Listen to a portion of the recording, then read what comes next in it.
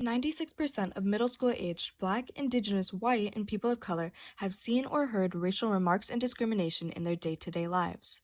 This is How Racism Affects the Middle School Mind by Ari Flowers. I developed a survey interviewing 26 students at Bella Vista Middle School and asked a series of questions regarding their race and ethnicity. Only one of those students replied no to the statistic above. The survey had 8 questions, 9 based on how the participants answered. So, how are these kids even experiencing this racial hatred? Who is teaching them this, and how do they fight back? Many middle schoolers have witnessed racism occurring to them or their peers at school and on the internet throughout their whole lives. A middle school classmate of mine provided me with 3 racial and unjustified encounters they had experienced inside and outside of school. They said, "This happens so much at school, but people feel the need to say the N-word even though they aren't Black. I remember especially when this kid said that saying the N-word is just like saying bro, so it makes it okay. But that's not true, and it angered me because I felt insulted by my culture. Other things people say is that they can say it because they're darker skinned too, but that's not true, and they keep spreading lies trying to normalize saying slurs that you're not supposed to.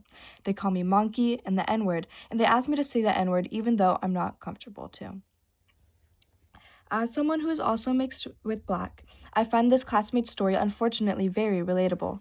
Kids who aren't Black say the N-word and claim it's because their Black friend gave them a pass, which is not only racist itself, but a slap in the face to anyone in the Black community, including our Black ancestors. This classmate also says how their peers try to get them to say the N-word since they're Black, despite them not being comfortable with it. I relate tremendously to this, because when I tell people I'm Black, they ask me to say it too. When I reply by saying I don't say slurs, they find it hard to believe and just assume I'm lying about being Black. This classmate has also said their peers have made uncomfortable remarks towards them during class. They said, "I am half Black and Indian, but lots of people are racist towards both of my sides. Anytime I say I'm Indian, they make mocking sounds of my culture's music and tell me to go eat curry. They find it funny, but I don't, especially because you can tell I'm Black. Anytime there's something about slavery, chicken, or anything related to Black stereotypes in class, all eyes are on me. I get called names, stereotyped, and told that I will never be anyone's type because my races are ugly. I feel as if there is no respect for cultures anymore, and it's not okay." Obviously, this classmate's stories are horrific and should never be ignored. Imagine young people you care about getting bullied for something they should be proud of. The student I interviewed also said they had racial encounters while doing something they love. "I was at my soccer practice doing a rondo with my teammates. Then I was talking with my soccer friend about places I've wanted to go to and explore, like hiking and sightseeing. But then out of nowhere, another one of my classmates, who's known for saying racial stuff as a joke, comes up and says, 'I bet you want to go to Niagara Falls because I'm half Black.' I replied in a calm manner saying, no, and I'm not even Nigerian, and that's not even in Africa," because I knew what she was implying. She walked away laughing, and I just continued to play, although it made me a little uncomfortable. Spending time playing the sport you love is supposed to make you happy.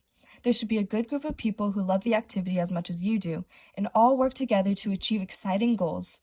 It's so sad that this child has been forced to learn the hatred people have for their race at such a young age.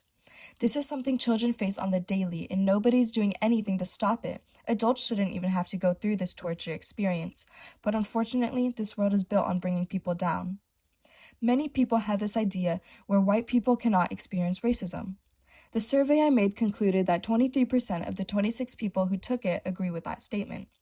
The reason being that white people are stereotyped but cannot exactly face racism, and white people have no culture. To that I say, anyone can unfortunately experience racism because everyone has a race. Even though white people have no culture seems a little strange to me. Although in many areas in the world, white people have been the cause of a lot of hatred, that doesn't exclude the fact that they could still be hated on. Especially in today's day and age, where everything is not as racist as it was a century ago, white people should not be permitted to experience racism just because their ancestors did some horrible things. White people do have cultures. There's European heritage and Irish cultures with huge St. Patrick's Day parades, and German foods and cultures, along with Scottish traditions, etc. So many people, regardless of race, have culture and experience racism. Racism is a huge problem throughout the entire world. However, it has gotten better through the years, and as long as people have open minds and the heart to fight back, we can make our home a safer, more understanding place. Remember to treat everyone with respect regardless of their background, and raise your children to respect other cultures and traditions. At the end of the day, make sure you make the right decisions and be more wary of your actions. The only person you can control is yourself. Thank you.